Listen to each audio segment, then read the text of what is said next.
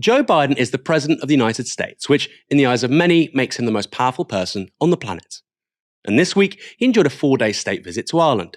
That kicked off in Belfast, with the President meeting Prime Minister Rishi Sunak on the airport tarmac, before seeming to push him out of the way to salute a rather regal-looking military man.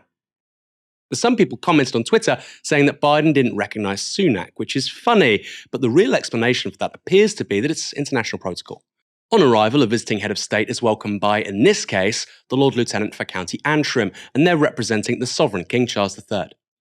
Later on, Biden met with Sunak in a Belfast hotel. Here's a photo of the two men. Great tweet here. The human embodiment of a Teams call when you logged in too early and have absolutely nothing to say to each other while you painfully wait for everyone else to join.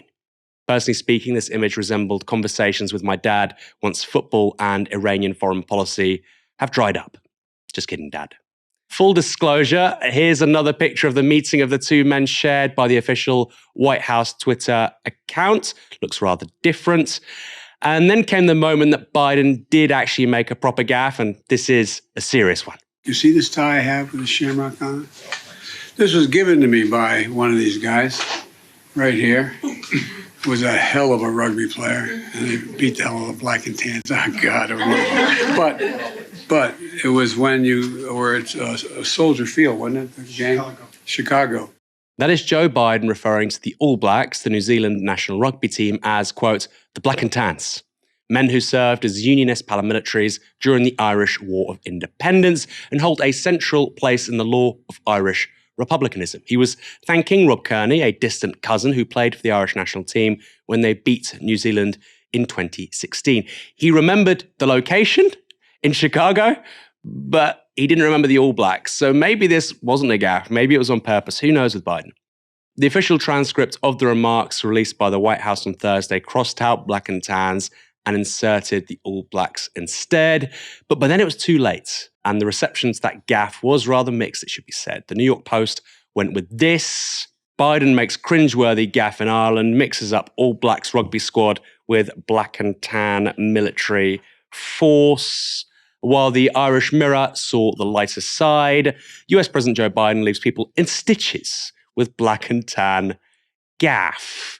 I don't know if his staff were in stitches. The knockout punch, however, was this.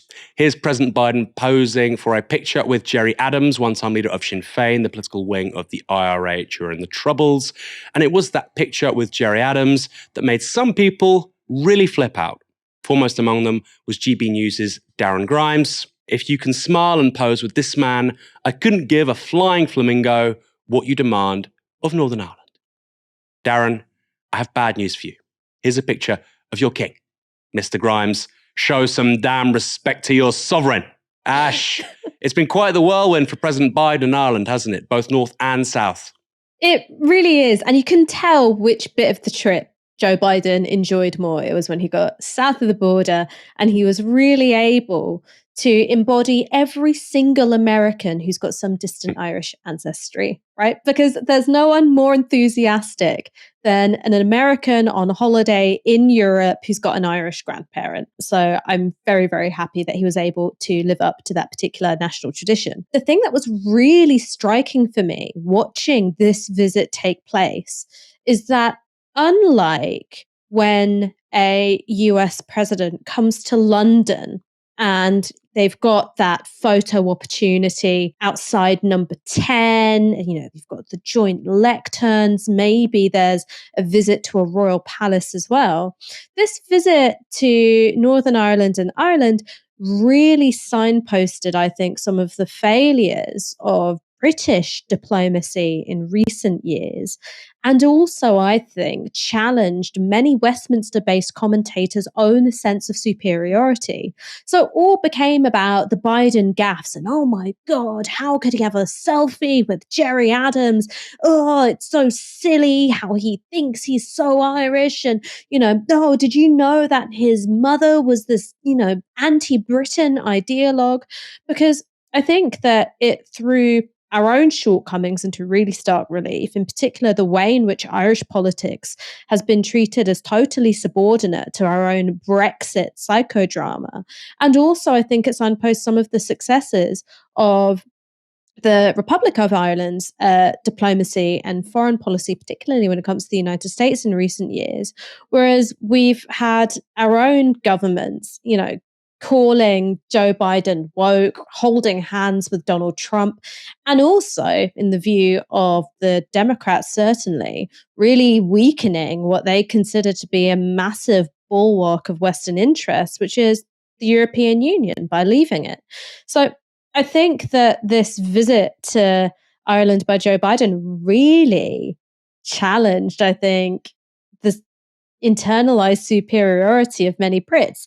And watching that meltdown take place on Twitter, Aaron, mwah, chef's kiss. Yeah, on an important note, I think this was something of a humiliation for Sunak and for the British state, particularly seeing as Biden won't be attending the coronation of Charles III. And by contrast, he's spending 4 days in Ireland and going to town with his Irish identity. I think in a really difficult moment for the UK, and it's not quite clear where it sits in the global community and what relationships it has with both the United States and with Europe. Bit of a stake to the heart.